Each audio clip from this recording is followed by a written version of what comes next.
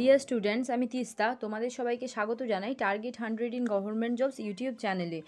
আজকে যে ক্লাসটা এখন হবে সেটা হচ্ছে ইংরেজি ক্লাস। কালকে থেকে আমাদের চ্যানেলে নতুনভাবে ক্লাস শুরু হয়েছে, ইংরেজি ক্লাস।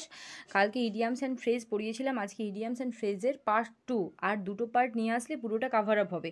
প্রত্যেক কটায় প্রিভিয়াস ইয়ার তোমরা কমন পাবে পরীক্ষাতে তোমাদের। আর তোমরা যদি আমাদের চ্যানেলে নতুন হও তাহলে তোমরা আমাদের চ্যানেলটা সাবস্ক্রাইব করে বেল আইকনে ক্লিক করে অল করে দিও, যাতে ভিডিও নোটিফিকেশান পেয়ে যাও। আর যারা আগের দিন কালকের ভিডিওটা দেখোনি, আমি ডিসক্রিপশানে লিঙ্ক দিয়ে দেবো, না হলে মিডিল থেকে দেখলে তো তোমরা বুঝতে পারবে না। সেই ভিডিওটা আগে দেখে তারপর এই ভিডিওটা তোমরা দেখে নিও। আর যারা আমাদের কাছে স্পেশাল স্টাডিজের জন্য পড়তে চাও তারা এই নাম্বারটায় কন্ট্যাক্ট করো। তাহলে চলো একদম আমরা ডিরেক্ট ক্লাসে যাব। প্রথমে হচ্ছে big fair.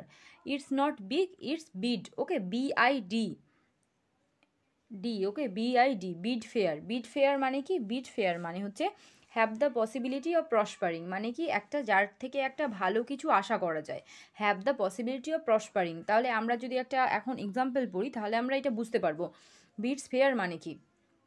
He bids fair to be a good doctor, মানে কি তার একটা ভালো ডাক্তার হওয়া তার থেকে আশা করা যায়, মানে তার মধ্যে এমন কিছু প্রসপারিটি আছে যেটাতে সে একজন ভালো ডাক্তার হতে পারে। বুঝতে পারলে? এইভাবে বিডস ফেয়ার ইউজ হলো। বুঝতে পারলে তোমরা নিশ্চয়ই? তার পরেরটা দেখবো, দেখো বিজ্ঞান। বিজ্ঞান মানে কি? বড় বন্দুক। এটা তো কোনোদিনও হবে না, বিজ্ঞান মানে বড় বন্দুক কোনোদিনও নয়। এটার মানে হচ্ছে বড় বন্ধু। অ্যাকচুয়ালি বড় বন্ধুকই বলা হয়। গান মানে বন্দুক আর বিগ মানে বড়, কিন্তু ইডিয়ামসে তো কালকে বুঝিয়েছি একটা অন্তর্নিহিত অর্থ থাকে। সেই অন্তর্নিহিত অর্থ অনুযায়ী এটার মানে হচ্ছে এ লিডিং ম্যান, মানে কি যে একজন যিনি নেতৃত্ব দেন। তাহলে কি একজন নেতৃত্ব স্থানীয় ব্যক্তি, যিনি, কিংবা নেতৃস্থানীয় বলতে পারো, মানে যে যে লিড করে ব্যাপারটা, সে লিডিং ম্যান। বুঝতে পেরেছো নিশ্চয়ই? তারপর দেখো হি ইজ এ বিগ গান অফ আওয়ার লোকালিটি, মানে কি সে আমাদের যে লোকালিটি, আমাদের যে আমাদের চারিপাশের কিংবা আমাদের যে এরিয়া, সেই এরিয়ার সে একজন বিগ গান, মানে কি সে আমাদের এরিয়ার একজন লিডিং পারসন। ওকে, মানে সে আমাদের এরিয়াটাকে লিড করে, সেইভাবে সে বিগ গান। বুঝতে পেরেছো? এটা কিন্তু খুব ইম্পর্টেন্ট, এটা খুব ইম্পর্টেন্ট করবে তোমরা। তারপরটা আমরা দেখবো, দেখো তারপরেরটা আছে। তারপরেরটা কি আছে? তারপরে বার্ডস আই ভিউ। ঠিক আছে, বার্ডস আই ভিউ মানে কি? মানে পাখির চোখ দেখা, এভাবে নয়, মানে অ্যাকচুয়াল এভাবেই, কিন্তু ইডিয়ামস তো তাই মানেটা আলাদা, মানেটা আলাদা। তাহলে এর অন্তর্নিহিত অর্থটা মানে কি? এ ওভারঅল বা রাফ আইডিয়া, মানে ওভারঅলভাবে কিছু দেখে নেওয়া, মানে ওভারঅল ঠিক আছে বলে না, মানে সব মিলে ঠিক আছে এরম ব্যাপারটা। আর রাফ আইডিয়া মানে একটা যেটা যেটা স্পষ্ট নয়, একটা অস্পষ্ট ধারণা। বুঝতে পেরেছো? অস্পষ্ট ধারণা। একটা উদাহরণ দিলে তোমাদের কাছে ক্লিয়ার হবে। He took a bird's eye view of the flood stricken area from an aeroplane. He took a bird's eye view of the flood stricken area from the aeroplane. মানে কি? তিনি নিয়েছিলেন একটা রাফ আইডিয়া, মানে একটা অস্পষ্ট ধারণা, কিংবা একটা ওভারঅল একটা idea of the flood stricken area, মানে যেই জায়গাগুলো যে বন্যাগ্রস্ত এলাকাতে, ফ্রম এন এরোপ্লেন মানে একটা এরোপ্লেন থেকে। মানে কি হলো? তিনি নিয়েছিলেন একটা একটা মোটামুটি ধারণা, একটা বন্যাগ্রস্ত এলাকার একটা মোটামুটি ধারণা এরোপ্লেন থেকে। বুঝতে পারলে? এইভাবে হলো। তাহলে আরেকবার বলবো, বার্ডস আই ভিউ মানে এটার অন্তর্নিহিত অর্থ হচ্ছে এ ওভারঅল বা রাফ আইডিয়া। এ ওভারঅল মানে কি হচ্ছে? ওভারঅল মানে একটা মোটামুটি ধারণা, রাফ আইডিয়া মানে ধারণাটা স্পষ্ট নয়, অস্পষ্ট, মানে মোটামুটি। বুঝতে পারলে? দুটোই হবে। তাহলে একটা উদাহরণ দিলে তো তোমরা ভালোভাবে বুঝতে পারবে। হি took a bird's eye view মানে তিনি নিয়েছিলেন একটা অস্পষ্ট কিংবা মোটামুটি ধারণা of the flood stricken area, মানে বন্যা ক্ষতিগ্রস্ত এলাকায় কিংবা বন্যাগ্রস্ত এলাকায়, ফ্রম এন এরোপ্লেন একটা এরোপ্লেন থেকে। বুঝতে পারলে? ক্লাসগুলো কিন্তু খাতায় লিখে লিখে করবে। তারপরেরটা দেখো, তারপরেরটা হচ্ছে বুকওয়ার্ম। এটা আমরা ইউজ করি, এটা আমরা বলি, যারা খুব পড়াশুনো করে তাদেরকেই বলি এ বইয়ের পোকা, এরম একটা। বুঝতে পেরেছো? বইয়ের পোকা মানে সে অ্যাকচুয়ালি কি বইয়ের পোকা, মানে সে বই পড়ে, সবসময় সে বই পড়ে। দেখো অন্তর্নিহিত অর্থটা আমি দিয়েছি, one who always reads books only, মানে একজন মানুষ যিনি সবসময় বই পড়েন তাকে আমরা কি বলবো? বুকওয়ার্ম। এটা খুব ইউজ করেছো, তোমরাও ইউজ করেছো, সবাই ইউজ করে বুকওয়ার্ম। মানে আমরা কাউকে দেখিয়ে বলি এ তো বইয়ের পোকা, মানে খুব পড়াশুনো করে। তাহলে কি? ডোন্ট বি এ বুকওয়ার্ম, মানে একটা বইয়ের পোকা হইও না। বাট আমি বলবো বি এ বুকওয়ার্ম, অবশ্যই বইয়ের পোকা হও। তারপর তাহলে আরেকবার বলি এটা, বুকওয়ার্ম মানে হচ্ছে one who always reads books only, মানে একজন যে শুধুমাত্র বইই পড়েন। তাহলে এক্সাম্পলটা হলো ডোন্ট বি এ বুকওয়ার্ম, মানে বইয়ের পোকা হইও না, কিন্তু আমি তোমাদেরকে বলবো বি এ বুকওয়ার্ম। তারপরে দেখো বোজম ফ্রেন্ড এটাও তোমরা ইউজ করেছো, খুব ভালোভাবে ইউজ করেছো, মানে বেশ সুন্দর রকম। এটা যে আমরা আবার বলি কাকে বলি, আমাদের বেস্ট ফ্রেন্ডকে বলি। তাহলে বোজম ফ্রেন্ড মানে কি হচ্ছে, বোজম ফ্রেন্ড মানে ইন্টিমেট ফ্রেন্ড মানে অন্তরঙ্গ বন্ধু। ইন্টিমেট ওয়ার্ডটা বিভিন্নভাবে ইউজ করা হয়। ইন্টিমেট ফ্রেন্ড মানে কি অন্তরঙ্গ বন্ধু, যাকে সব কিছু বলা যায় সেইরকম, তিনি হচ্ছেন বোজম ফ্রেন্ড। তাহলে দেখো রাশিয়া ইজ মাই বোজম ফ্রেন্ড মানে কি রাশিয়া হলো আমার অন্তরঙ্গ বন্ধু, বুঝতে পারলে? এইভাবে এই বোজম ফ্রেন্ডটা হলো। তাহলে বোজম ফ্রেন্ড মানে এর অন্তর্নিহিত অর্থ হচ্ছে ইন্টিমেট ফ্রেন্ড মানে হচ্ছে অন্তরঙ্গ বন্ধু। আর একটা উদাহরণ রাশিয়া ইজ মাই বোজম ফ্রেন্ড, খুবই সিম্পল একটা ব্যাপার আছে। তারপরেরটা দেখো, ব্রিং টু বুক মানে কি বইয়ে নিয়ে এসো, এরম নয়। ব্রিং টু বুক মানে হচ্ছে এর যে অর্থটা সেটা হচ্ছে পানিশ মানে হচ্ছে শাস্তি দেওয়া, বুঝতে পেরেছো? He should be ব্রট to book for his misconduct, ঠিক আছে? He should be ব্রট to book for his misconduct, মানে এখানে মিসকন্ডাক্ট মানে ব্যভিচার বলতে পারো, ব্যভিচার কিংবা খারাপ ব্যবহার করা কিংবা অসৎভাবে পরিচালনা করা। কন্ডাক্ট মানে পরিচালনা করা, মিসকন্ডাক্ট মানে অসৎভাবে, মানে সে যেটা করেছে, সে যেই খারাপ কাজটা করেছে তার জন্য তাকে ব্রট টু বুক, মানে এটা তো টেন্সের ফর্ম অনুযায়ী চেঞ্জ হয়েছে, তোমরা নিশ্চয়ই এগুলো বুঝতে পারছো, এগুলো তো বলার কিছু নেই।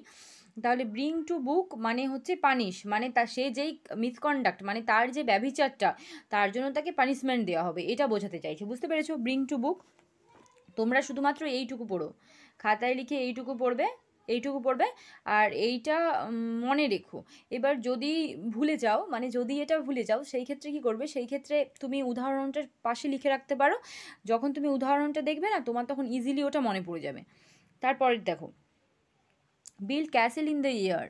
এটা build castle in the air মানে কি ইন্ডালক ইন আইডিয়াল মিশন, বুঝতে পেরেছো? Build castle in the air এইটা আমরা খুবই বলি, মানে কি মানে আকাশ কুসুম রচনা করা, অবাস্তব রচনা করা, এইভাবে বুঝতে পারলে? তাহলে don't ideal away your time in building castle in the air মানে কি তোমার সময়টাকে নষ্ট করে দিও না অলসভাবে, এই যে একটা আকাশ কুসুম কল্পনা করতে করতে এইভাবে। বাতাসে কি কোনো দিন একটা দুর্গ রচনা হয়? ক্যাসেল মানে দুর্গ, বাতাসে কি কোনো দিন একটা দুর্গ হতে পারে? সেইভাবেই এটা বলতে চেয়েছে এখানে, বুঝতে পেরেছো? Don't ideal away your time in building castle in the air মানে নিজের সময়টাকে অলসভাবে এই আকাশ কুসুম কল্পনা করতে করতে নিজের সময়টাকে অলসভাবে কাটিও না, এইভাবে হচ্ছে এটা। তারপরটা দেখো, ক্যারি দ্য ডে মানে যদি আমরা এটা ওয়ার্ল্ডলি মিনিং করলে দিনটাকে বয়ে নিয়ে গেছে, দিনটাকে কি আর কেউ আর বয়ে নিয়ে যায় না? তাহলে এর যে অন্তর্নিহিত এর অর্থটা হচ্ছে উইন ভিক্টরি মানে কি জয়লাভ করা, বুঝতে পেরেছো? তাহলে এই ক্যারি দ্য ডেটা কীভাবে ইউজ হচ্ছে সেটা আমরা দেখব। Raju the best player of the school মানে যে এই ক্লাসের সবচেয়ে ভালো খেলোয়াড়, carried the day in the annual sport. Carried the day মানে জয়লাভ করেছে বার্ষিক ক্রীড়া প্রতিযোগিতায়, বুঝতে পেরেছো কীভাবে ক্যারি দ্য ডে ইউজ হচ্ছে? তাহলে ক্যারি দ্য ডে মানে কি হচ্ছে উইন ভিক্টরি মানে জয়লাভ করা।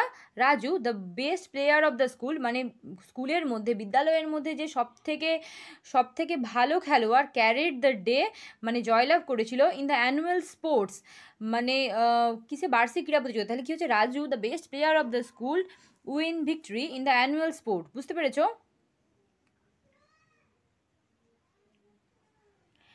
তবে দেখো বাই লিপস অ্যান্ড বাউন্ডস, ঠিক আছে? এটার মানে কি বাই লিপস অ্যান্ড বাউন্ডস মানে হচ্ছে ভেরি র্যাপিডলি, অতি দ্রুত গতিতে। এটার মানে হচ্ছে অতি দ্রুত গতিতে। তোমরা বুঝে গেছো, তোমাদেরকে আর বোঝানোর কিছু নেই, আমি শুধু বলবো, এবার তোমরা লিখে নিও, আর দুটো পার্টও আসবে।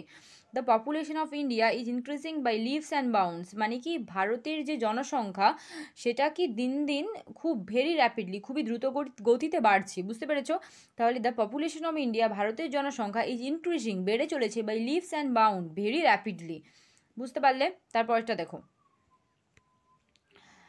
ক্যাচ রেড হ্যান্ডেড মানে কি লাল হাতে ধরা, তাই তো?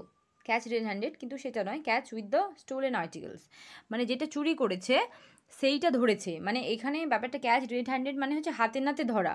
তাহলে উদাহরণটা দেখো, উদাহরণটা দিলে আরও বুঝতে পারবে। The thief was caught red handed, মানে কি চোরটা হাতে নাতে ধরা পড়েছে। বুঝতে পারলে? তারপরেরটা দেখবো আমরা, by hook or by crook, মানে কি by fair means or by foul, মানে কি খারাপভাবেই হোক ভালোভাবেই হোক, মানে কি যে কোনো উপায়ে।